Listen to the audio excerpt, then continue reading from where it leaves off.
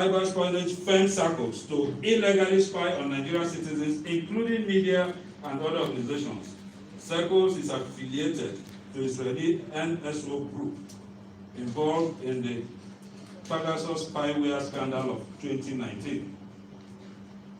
Can a government which consistently seeks to crush dissidents and dissent and criticisms of any sort employ the instruments of states to victimize and punish our protesting citizens, including media organizations, and shamelessly refuse to acknowledge and even attempt to outrightly deny the unprecedented killing of our innocent youths for freely exercising their fundamental and constitutional human rights to freedom of speech and expression and right to peaceful protest be considered a democratic government, or even remotely interested in the well-being of our citizens? Let the Almighty, and indeed let Nigerians, be the judge. Under this administration, Nigeria's economy is on a free fall, entering an unprecedented second recession within 5 years of the same administration. Unemployment and inflation have reached the worst level ever in our history. The value of the naira has not just dropped, it has crashed like the management of the economy. Security has equally been atrociously managed by this administration as families continue to lose gallant ones on the field of battle, while other families daily lose members to bandits, highway robbers, and kidnappers. Rather than give Nigerians hope, the Chief of Army Staff recently on 4th of December pronounced that insecurity will continue in this country for the next 20 years. It is an open secret that this administration rode into power on plethora of lies. Its technically defeated partners are now even more brazen than ever, abducting about 333 innocent boys in President Buhari's own home state of Katsina on Friday, 11 December 2020, and traumatized for 6 days in the custody of their captors. Ironically, the same day, the president commenced a private visit to his country home, and just a day after he did not show up to address the parliament over the worsening insecurity in the country. We are told that the boys have returned today. We hope and pray that indeed all of them have returned, because this government is known for propaganda. But the caucus will follow up and confirm the true position.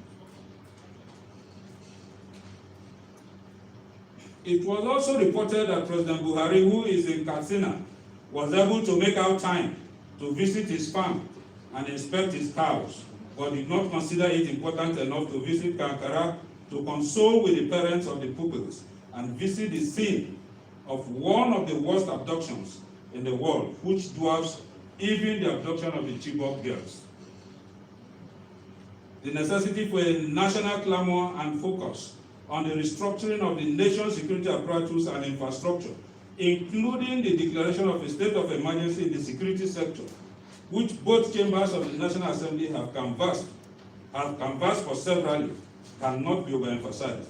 But this administration, contrary to its erroneous claims and misplaced accusations, has continued to play petty partisan politics with the issue of security, which is the cardinal role of government as enshrined in Section 14(2)(b) of the Nigerian Constitution, blaming its non-existent detractors and everyone else but itself for its failure over 5 years in office.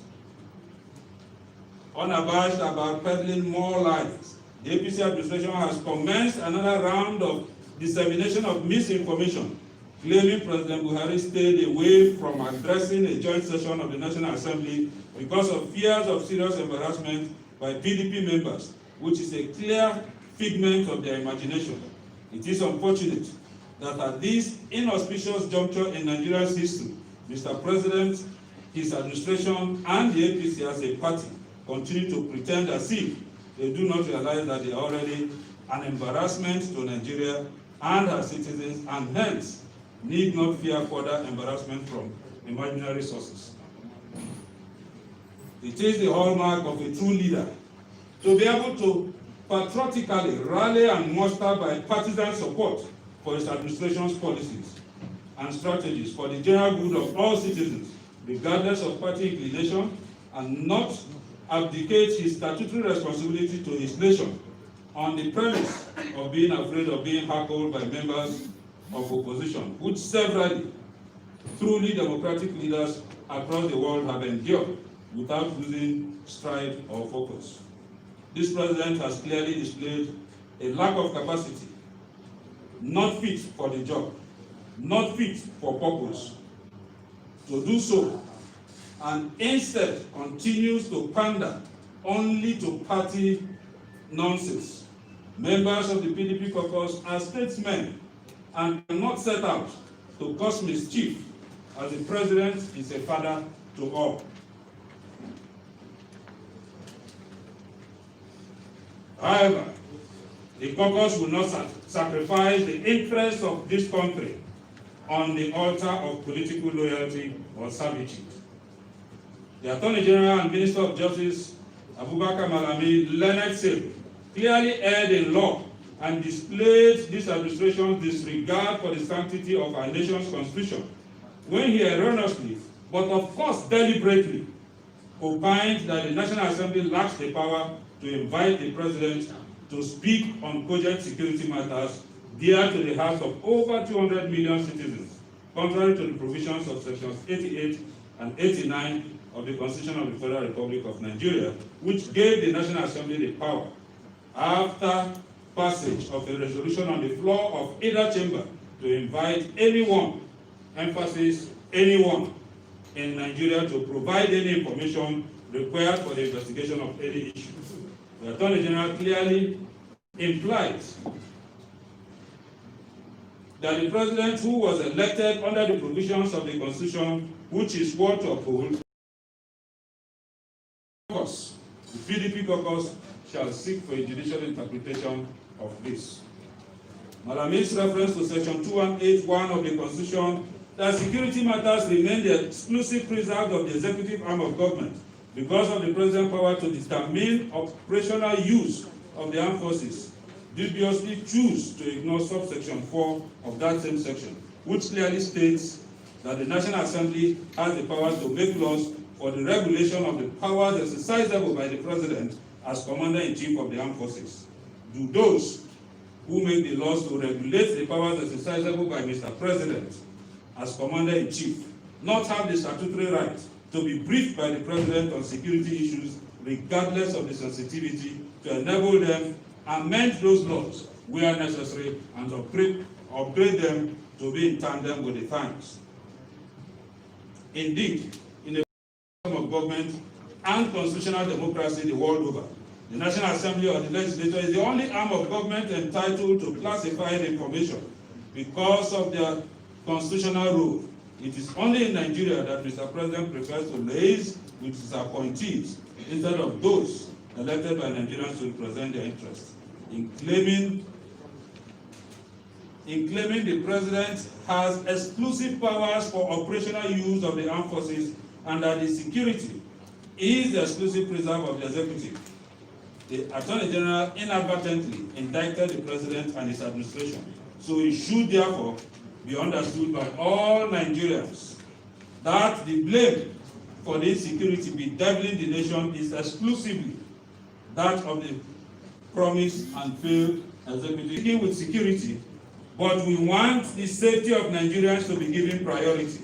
The joint resolution of the National Assembly encompassing all political parties calling on the removal of the security chiefs was, as usual, ignored by the President. Our brother and colleague, Honorable Ben Carlo, the spokesperson of the House, disingenuously postulated last week, after the issuance of our initial statement in this regard, that our position was the personal opinion of the caucus leader and preemptive, considering the expected visit of Mr. President. He should now learn from the unveiling events to stick to his line of duty and not be the mouthpiece of the... This is the right time for this call. The President, having failed to keep to his promise to honor the invitation of the House, we, as members of the PDP caucus, restate our call on Nigerians across all tribes, across all religions, across political parties, to awaken their representatives and senators to the realities of the moment and rescue our dear country Nigeria from this road to perdition by invoking their constitutional powers under Section 143 of the Nigerian Constitution, and commence an impeachment proceeding against President Muhammad Buhari for gross incompetence and breach of Section 14(2)(b) of the Nigerian Constitution. We also call on Nigerians to call on the ministers of the Executive Council to resolve under Section 144 of the Constitution that the President is incapable of discharging the functions of his office. We thank you, and we thank Nigerians for giving us, members of the PDP caucus, the opportunity to serve this country. We shall continue to put in our best to ensure that we salvage our country, Nigeria. Thank you. Questions? Like 2 questions were done, briefly. Ayofe. Yeah. Prof. My name is Kelly. I still work for Nigeria. Nigerians are worried. Based on the call, this is the voting time, the caucus is calling for the impeachment of the current president. The PDP caucus has described the actual situation robbing us. And Nigerians are celebrating this at the caucus. But they are worried that with the number and the depreciating numbers of the PDP members, skipping into APC in violation of the provisions of the Constitution, can we really mop up the number required to commence this process of impeachment, to yield to your call? And they're asking again, sir, that we have the PDP minority, we have the PDP caucus. Now the division is becoming worrisome. So how do we navigate around this with the division of the system? Thank you. Well, I will allow other members of the caucus to respond to some of the questions so that you will really understand that it's a collective field. Maybe I'll call on Honorable Mariam who can respond to that question. Well, thank you, leader. Thank you, my dear colleagues and our friends. I don't think the call that we have made is for all Nigerians and indeed all members across all political parties to do the needful to salvage our country from where it is going. And let me also throw light on your last question. There is nothing like a PDP minority caucus. We have a minority caucus of the House and we have a PDP caucus. The minority caucus comprises of all minority parties in the House, so it can be a PDP minority caucus. But the PDP caucus, like all other minority parties in the House, have their own caucuses. This is the PDP caucus in the House. So you don't combine the two, they are not together. One is a general minority caucus. This one is a PDP minority, is a PDP caucus only. So the two are not one. Thank you. Last for Prof. My name is Philip. I write for New Telegraph. This is the second time your caucus is calling on Nigerians to impress on their representatives in the National Assembly to commence the process of impeachment. And Nigerians have given you, the lawmakers, the mandate to make laws, to oversight, and as well represent them. Now you are taking this battle back to Nigerians who gave you this mandate, asking them to again give you the impetus, meaning that the representatives are failing in their representatives. That's question number one, whether you are alive to your responsibilities as lawmakers. Because we expect that you shouldn't go back to Nigerians to ask them to tell you to do your job. You have enumerated all the violations by the current president. And then if you look at the trend of arguments or debates, both in the House and in the Senate, in the last few days, you will see that most of the critics of Mr. President are from the ruling party. In fact, some of them, his representative from Katsina State, has spoken loudly against his performance as regards security in this country. And so we expect that as the main opposition party, the PDP should have been in the forefront. By now, the PDP should have been the one to invoke that Section 143, which you are calling Nigerians to impress on you. Are you saying that without Nigerians calling on you, or members of the lawmakers in the National Assembly, you will not be able to discharge your responsibilities? When are we expecting that impeachment move from the PDP-led opposition in the National Assembly? Okay, Honorable Raymond. Well, first answer is that the PDP caucus has decided to take some action. And the PDP caucus, our membership by itself, like you pointed out, we cannot make up the 120 people, the people that are even initiating. So everybody is needed. And it is not true that legislative work and that the role of the public ends when members come. The work continues. That's why people go to their constituencies to get input and the rest of them. And we're calling on people because every person in this country has somebody representing him. If you are satisfied in your constituency, then don't call on your members. But if you are not satisfied in your constituency and you want things to change, it's important to call on your members. Please, can you join this action so that things can go on right? And the point too that I think we should not forget is that legislative work, the way it is designed, is a continuous process of interaction. That's why we have constituency offices. That's why we go home every week. So question of saying you don't need to interact with people, then we wouldn't be doing public hearing. We do public hearing because input is constantly needed. The point that is important that we are trying to point out from this part of the side of the table is, do you sleep peacefully? Are you satisfied with the education of this country? Are you satisfied with the situation of your life? Do you sleep with your two eyes closed? Are you worried? Will you travel peacefully for Christmas? If you are not going to travel peacefully for Christmas, if you are afraid that even in your home, your children will not be safe, is it not time for you to join the few minority, the way you call us, so that we can put things right in this country? Anyone that is not satisfied, anyone that thinks that this country can be better than it is time to wake up. That is the call we are making. Okay, thank you very much. I think that's the end. Thank you. Thank you, everyone. We are on live to GTV Africa. The lawmakers are calling for assistance to be able to affect whether president should be out or whether president should still be in. With all the challenges that is going on in the country, they are still having issues.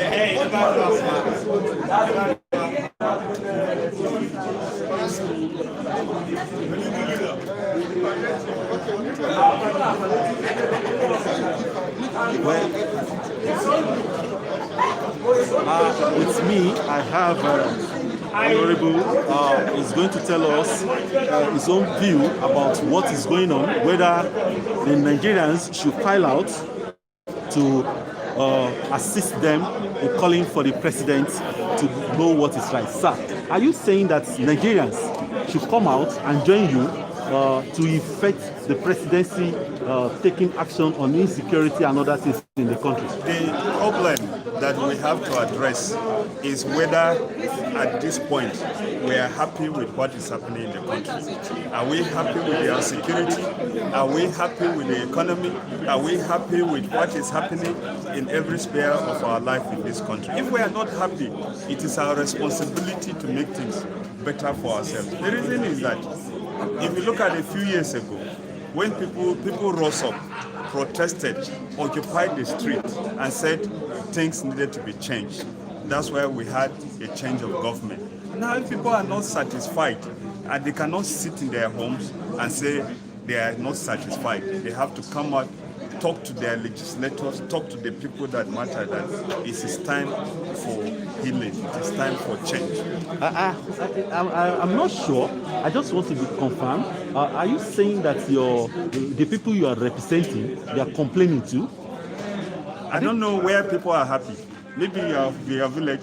Mine, everywhere I go, people are complaining. Kidnappers on the highways, people cannot travel freely. People have no jobs. The children that have completed from school the last 20 years, less than a tenth of them have got any job. We see the multitude, millions of people that are on the street. And the issue is not whether something has been done. The issue is whether there's even a plan to do anything. So in short, now in one word, what do you want Nigerians to do? What Nigerians need to know, if they are not satisfied, it's time to tell Buhari to go. Thank you so much. Your name, sir? Thank you so much. Well, it is time to tell Buhari to go, so the members said. Nigerians, is it really time for President Muhammadu Buhari to leave, to go? This is GTV Africa, live from National Assembly.